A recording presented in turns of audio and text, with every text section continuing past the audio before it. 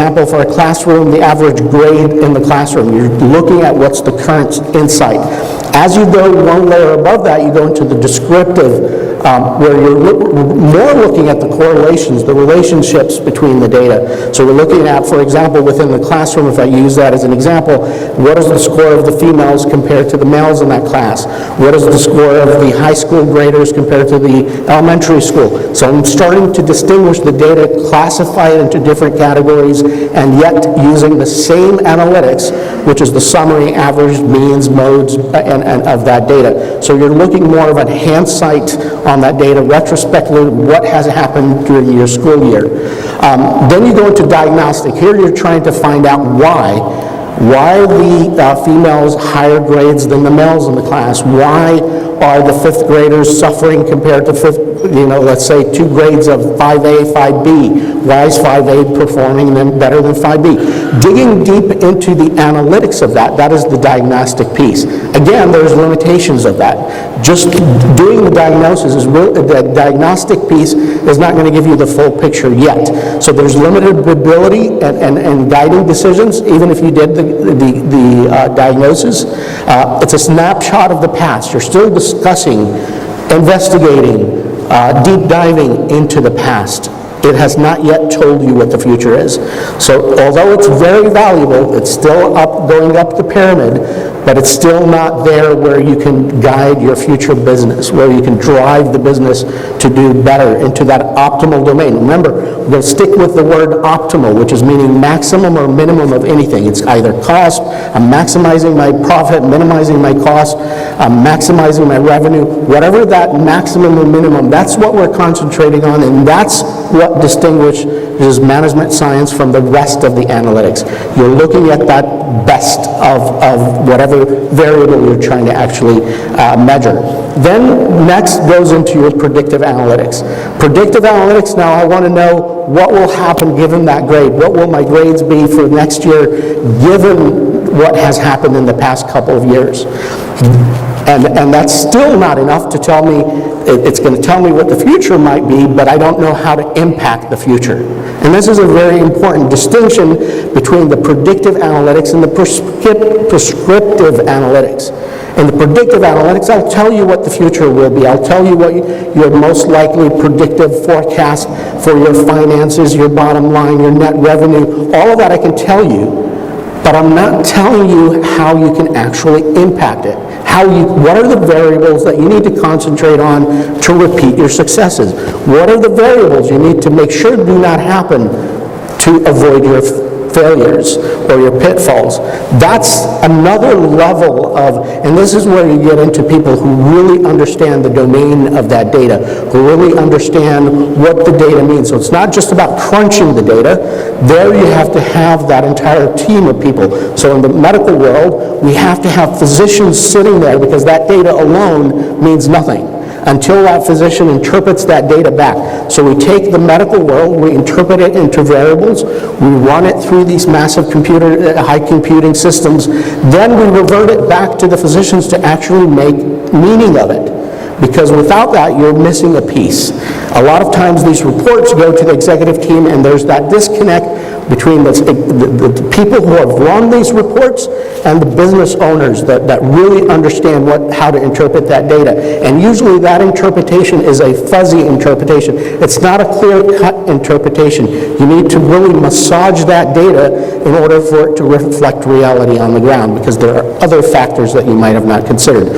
So we went from current sight to hindsight to oversight to foresight to insight, to the top of the pyramid. That's when you have a 360 view, not only on your data, but all the systems around it. So if I'm trying to improve my bottom line or profit in a hospital or profit in a company, I'm not just looking at how do I do that by increasing my sales or by producing new products or R&D. I'm looking at it at employee satisfaction, employee engagement, sustainability, market build. I'm looking at the market trends. I'm looking at future advancement. I'm looking at my competitors. It became a 360 view. And I'm looking at my past data. I'm looking at my future forecast. I'm combining almost a 360 view. Now, one would say it's impossible for a person to be able to do that. Yes, and that's why it's in the cognitive domain. That's why it's in the artificial intelligence. That's why you need supercomputers. That's why you need high-performance computing, which is about 5 to 20,000 computers processing at the same time, because the number of variables that you're dealing with is not one or two that you can actually run an Excel spreadsheet. In this domain, you are running hundreds of thousands, if not millions. In the domain of genomics, which I used to do in the data management, each human being that we did their whole genome sequence was about 400 megabytes of data, almost 7 billion pairs of data for each patient that we did a sequence for. And we need to filter that, we need to search that, which required an evolution of totally different technologies that are still evolving between Oracle, between Nextcode, and other industries that are trying to explore how do you search that data in split seconds, which is totally different from your structured data, which is like a Google search. So data is, and this is an important piece that you really, in order to understand the scope of what I'm trying to say, is data is doubling every 2 years. It's expected to double. What does that mean? So let's take a piece of paper just to understand what that really translates to. So if I took a piece of paper and I folded it, I doubled the thickness of that paper. I folded it the second time, I doubled it to 4 times. How many times do you think it's possible to fold this piece of paper, to double it? Anybody? I hear 6, 7, and that's it, right? So actually there is one group of students that went really wild and were able to double it 10 times.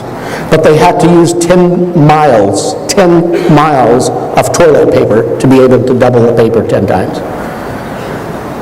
It's huge. So if I go double this 100 times, it's literally, we're talking about from here to maybe Jupiter in thickness. That's just doubling a piece of paper 100 times. 50 times you reach between the moon and back 600 times. The thickness of this paper. You can do the math for yourself. Data is doubling every 2 years. What are you doing? What are your systems? What are your IT folks? What are your analysts doing? The skill set that I've seen in hundreds of analysts that I've been privileged to meet, the data, but how can we impact the data? How can I get the data that I'm looking for? And so on. So as you go up the ladder, you get into the optimization and the cognitive domain, which is how do I actually minimize all my compliance risks? How do I isolate the high-risk information? How do I get rid of the gaps? You're more trying to deliver, or you're trying to create the end result that you desire, instead of just reacting or having band-aid solutions to every problem you have in the organization. And the lower layers, management is just reactive. Something happens, they react to. We need to open a new branch, they react to. And the upper layers, you're almost, the people in the analytics are guiding the future, as was our keynote speaker when they were talking yesterday about how do you actually are guiding the future and the future decisions. You're adding value through the analytics by adding this and guiding them to domains they didn't even know. So if I was to use the Donald Rumsfeld break of the unknown known domains, the people who are working in the current information and the information, data information and descriptive are trying to solve the known. The 2 layers above that, they're trying to solve the known unknowns. Okay? The last 2 layers, you're trying to solve the unknown unknown. Okay, so one more time, if I use that metaphor, the 2 layers, people are working on solving the known. The next 2 are solving the known unknowns.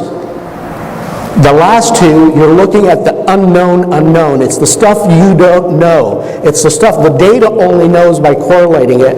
It's the stuff only the supercomputers can visualize, because your brain is capable of only processing 3-dimensional views, right?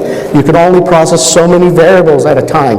computer can process 1 billion variables at a time and come back and tell you this is the optimal solution. So it's not to replace the human being, it is to augment the human being and its capabilities. And so I'm not going to go into details. There's a variety of tools. By the way, this entire pyramid of 7 years of work is on the LinkedIn. It already has about 18,000 downloads, so somebody's found it interesting. And you can easily access it on my LinkedIn, and it's also going to be shared in the slides. So it has more of the details and hundreds of papers of research to get to this summary of or framework guideline. So there's a lot of tools. As you know, we're talking about artificial intelligence, BI.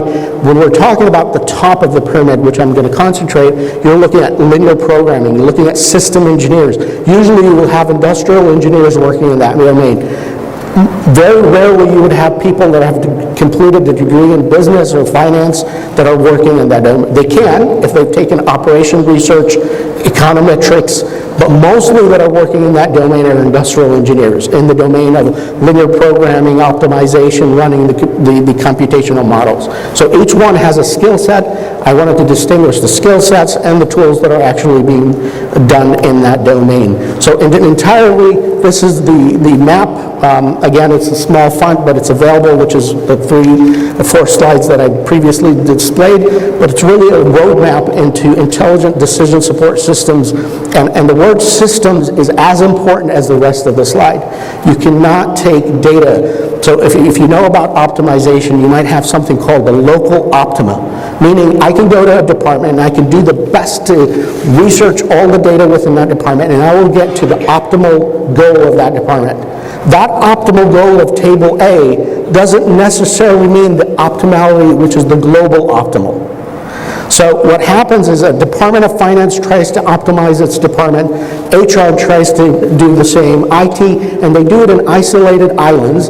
Yes, they might each do a great job to optimize their own island, but once I put it as a system, an interconnected, multidisciplinary system, I actually reach a place that is not optimal.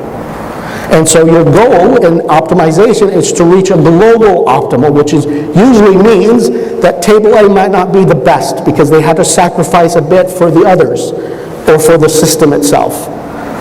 So again, there's a global optimal and there's a local optimal. Most companies will concentrate on the local optimal, and that's not giving you the throughput. And they're saying, we invested so much money in IT, we invested so much in technology, we're not getting anything because it's in its own isolated island. It hasn't been part of a system.